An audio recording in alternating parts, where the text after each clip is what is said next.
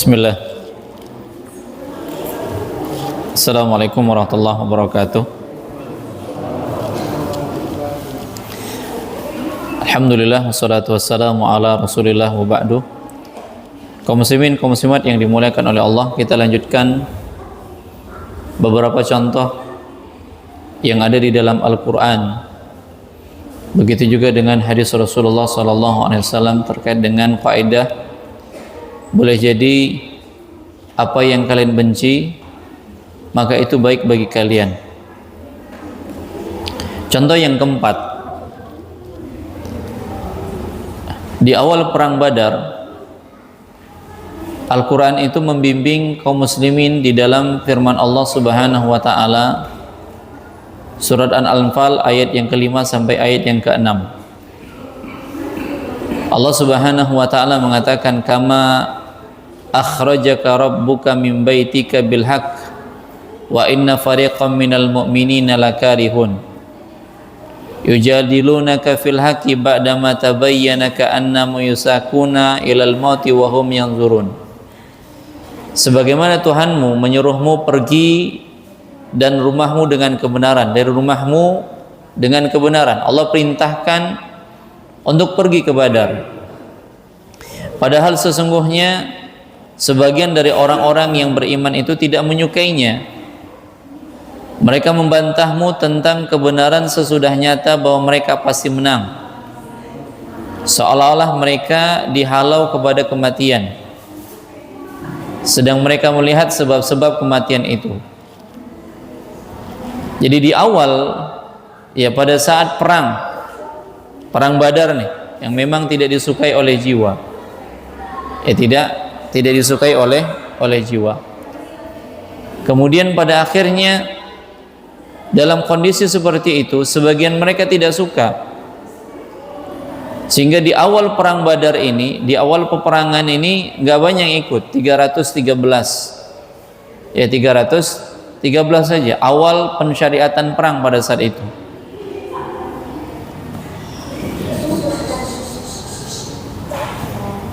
Nah, jadi di awal perang, ya mereka bingung dengan kondisi jumlah pasukan yang sedikit, sementara pasukan kaum musyrikin banyak. Ya bagaimana mungkin bisa menang? Dan pada akhirnya Nabi kita SAW beristighatsah di malam hari. Nabi SAW berdoa sampai pada saat Nabi SAW berdoa, selendang beliau itu jatuh, diambil lagi oleh Abu Bakar. Ya. Dan Nabi SAW benar-benar berharap pertolongan dari Allah Subhanahu wa ta'ala. Dan apa yang terjadi keesokan harinya pada saat perang, maka Allah Subhanahu wa ta'ala menurunkan bala bantuan yang banyak. Ya, banyak bala bantuan dari kalangan malaikat, sehingga mereka diberikan kemenangan oleh Allah Subhanahu wa ta'ala.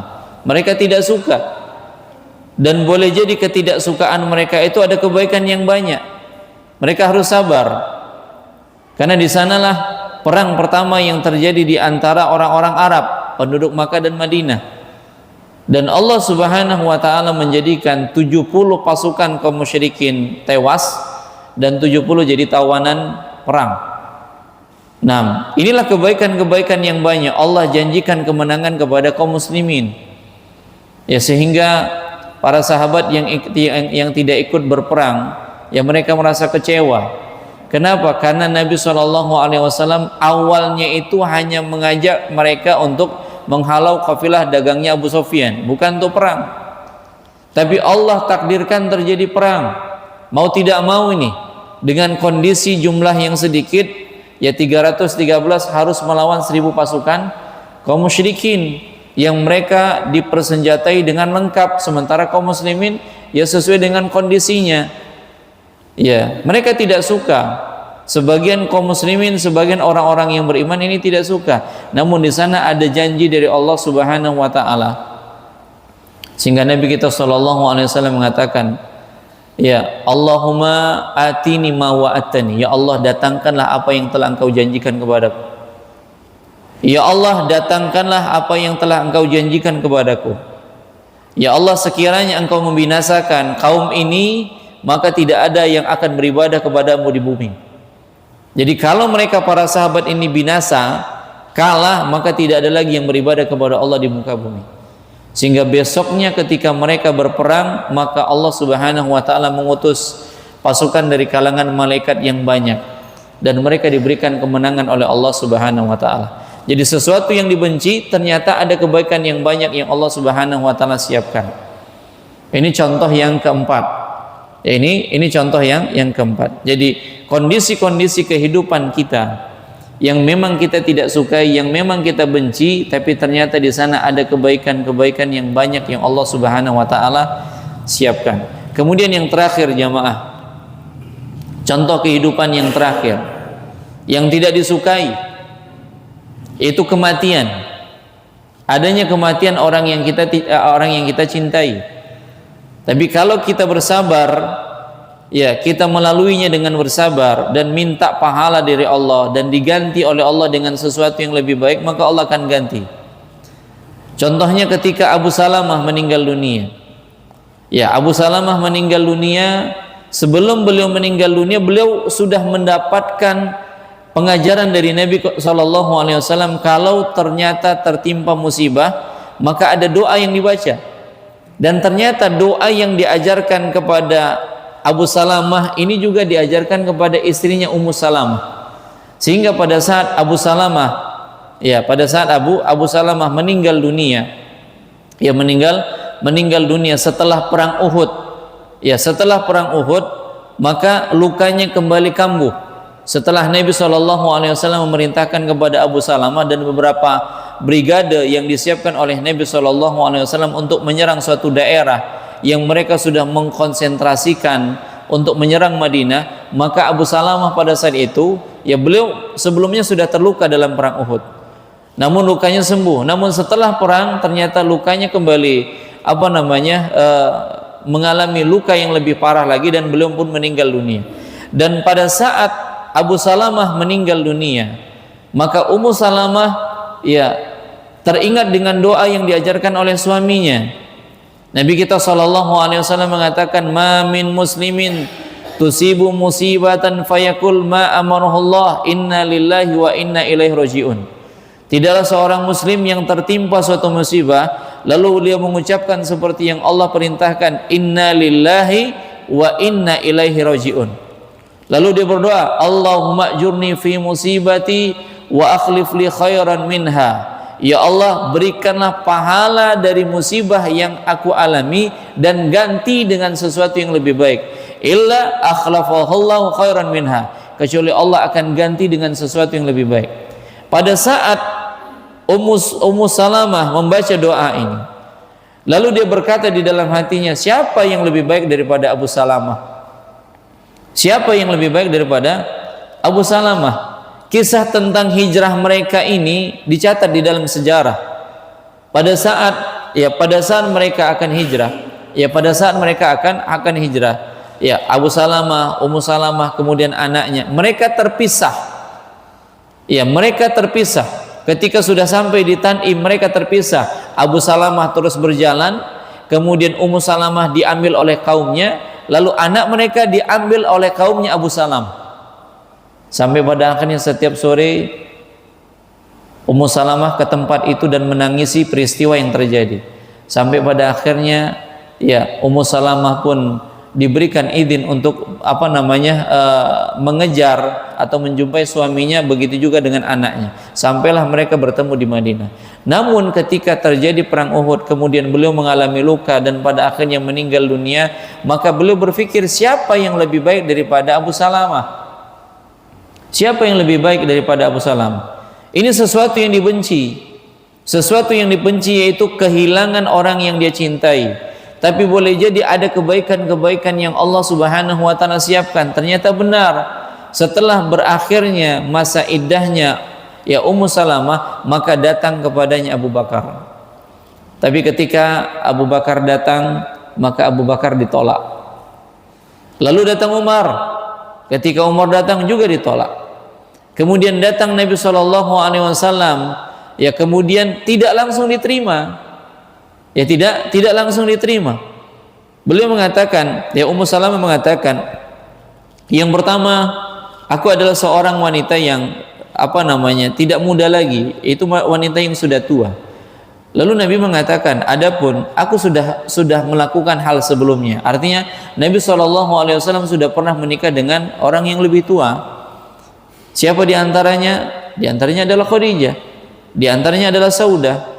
Nah, seperti itu dia. Kemudian beliau mengatakan, Ummu Salamah mengatakan, aku punya anak-anak dari Abu Salamah. Maka Rasulullah mengatakan, adapun anakmu Allah yang tanggung. Ya, Allah yang akan memberikan dia nafkah, jangan khawatir. Kemudian yang ketiga, adapun aku punya sifat cemburu. Ya, karena Nabi SAW punya istri lebih dari satu. Ya, di sana ada Aisyah, kemudian di sana ada Saudah, di sana ada Hafsah. Nah, kemudian Rasulullah SAW mengatakan, adapun sifat cemburumu, aku akan berdoa kepada Allah Subhanahu wa taala akan menghilangkannya dari dirimu. Baru setelah itu beliau pun menerima lamaran Rasulullah SAW. Jadi ternyata yang lebih baik yang Allah Subhanahu wa taala siapkan apa? Ternyata yang lebih baik daripada Abu Salamah adalah Rasulullah. Sementara memang Abu Salamah dengan Rasulullah ini saudara sepersusuan. Ya, saudara sepersusuan. Dan pada akhirnya Ummu Salamah mendapatkan sesuatu yang lebih baik. Boleh jadi apa yang kita benci, ternyata Allah menyiapkan sesuatu yang lebih baik untuk kita. Maka kembali baik sangka kepada Allah Subhanahu wa taala. Tunggu hikmahnya apa? Setiap perkara yang kita benci pasti ada hikmah yang Allah Subhanahu wa taala siapkan, tahu atau tidak tahu, cepat atau lambat. Ini kaidah jamaah. Ini kaidah yang bisa kita ambil dari ayat-ayat Al-Qur'an, ya, dan ini benang merah dalam kehidupan kita. Setiap kita pasti mengalami sesuatu yang kita tidak inginkan, tapi yakinlah pada sesuatu yang kita tidak inginkan itu ada kebaikan-kebaikan yang disiapkan oleh Allah. Sehingga setiap kali kita mengalami di posisi seperti itu, ingat ayat syai'a wa huwa khairul lakum. Boleh jadi kalian membenci sesuatu itu baik bagi kalian. Allahu wa iyyakum jami'an. Kita cukupkan sampai di sini dulu. Insyaallah nanti kita akan lanjutkan kaidah-kaidah yang lain ya dalam kehidupan kita yang kita ambil di dalam ya ayat-ayat Al-Qur'an. Mudah-mudahan ya beberapa poin yang sudah kita sampaikan ini bermanfaat bagi kita semua. Ya, sebelum kita tutup, kalau sekiranya ada pertanyaan dipersilahkan. Wassallallahu ala nabiyina Muhammad wa ala alihi wa sahbihi wa barik wasallim.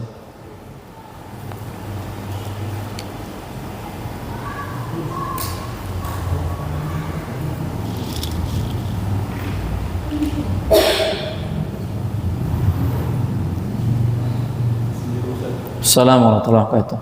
Disampaikan bahwa apa yang mungkin tidak kita sukai itu lebih baik. Nah, taib. Kita tahu bahwa kita bebas ada kepentingan mereka lagi di apa?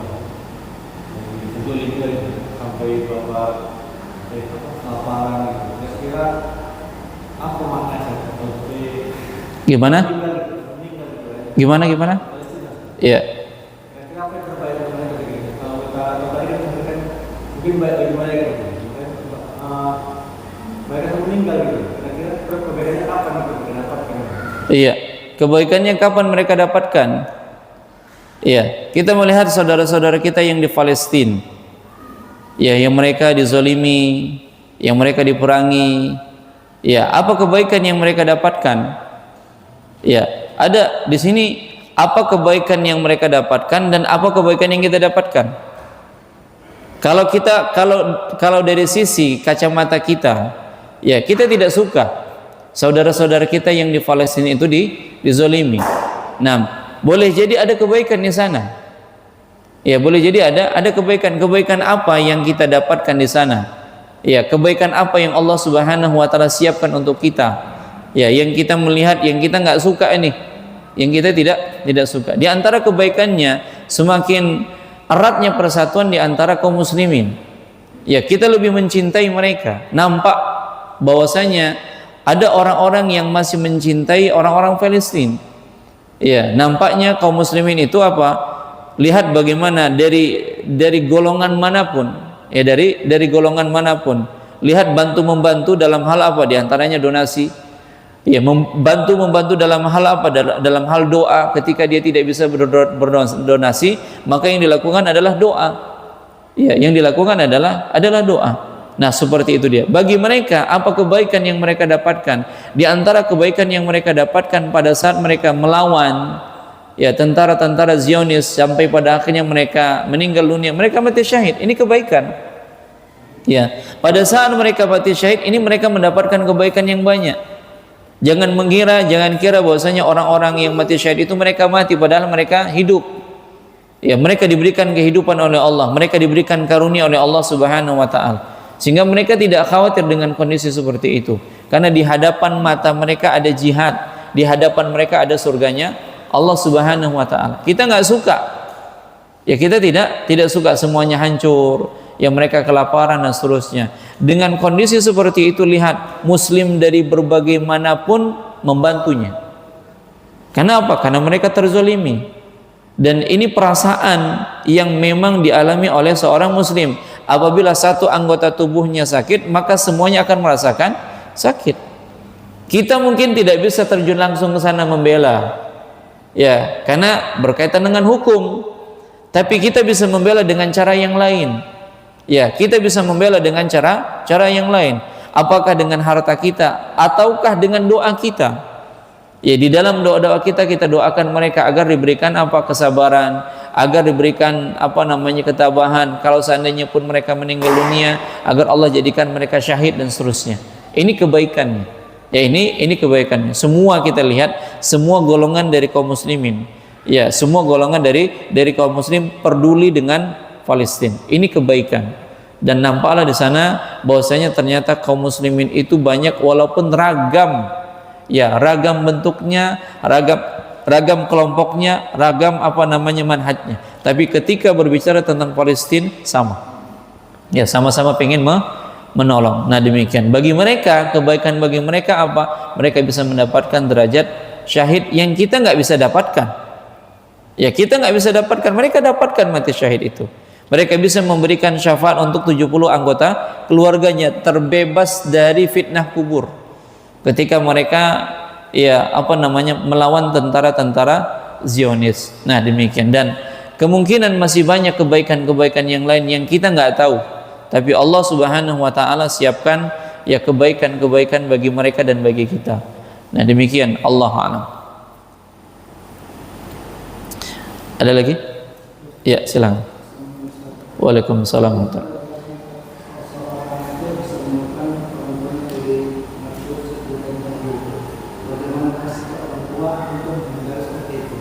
Nah, anak dan harta adalah fitnah. Innama amwalakum wa auladakum fitnah. Sesungguhnya anak-anak kalian, harta-harta kalian adalah fitnah. Dan tadi sudah kita sebutkan sesungguhnya anak itu bisa menjadikan orang tuanya bakhil, orang tuanya pengecut, orang tuanya sedih, orang tuanya jahil gara-gara anak. Ya, gara-gara anak. Nah, kenapa? Karena dia memposisikan anaknya pada posisi yang memang berlebihan. Ya, padahal anak itu merupakan fitnah. Di satu sisi adalah karunia dari Allah Subhanahu wa taala yang Allah berikan bagi siapa yang dikehendaki oleh Allah Subhanahu wa taala. Ada pasangan yang dikasih oleh Allah anaknya laki-laki semua. Ada pasangan yang Allah kasih anaknya perempuan semua. Ada yang laki-laki dan perempuan, ada yang mandul.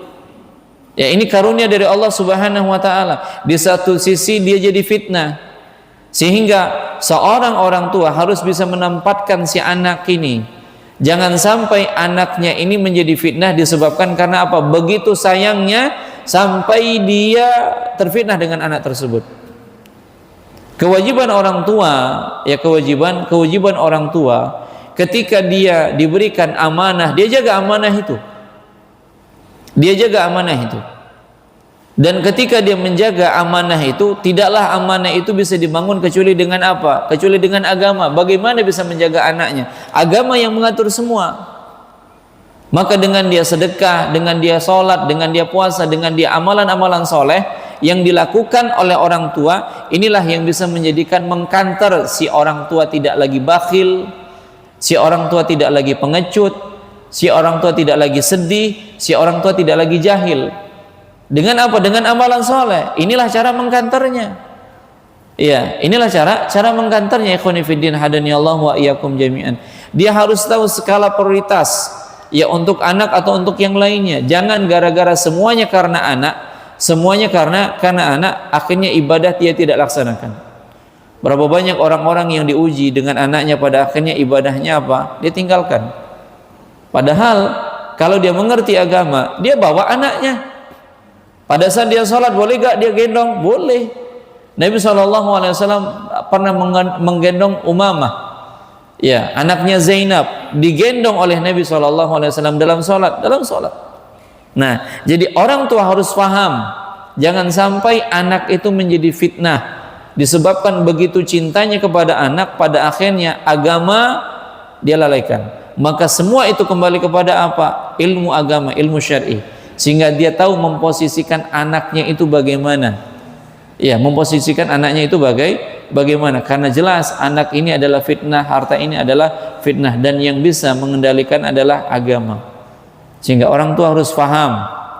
Ya, orang tua harus paham, ya, ketika dia diberikan oleh Allah Subhanahu wa taala anak, dia harus bersikap. Ini amanah.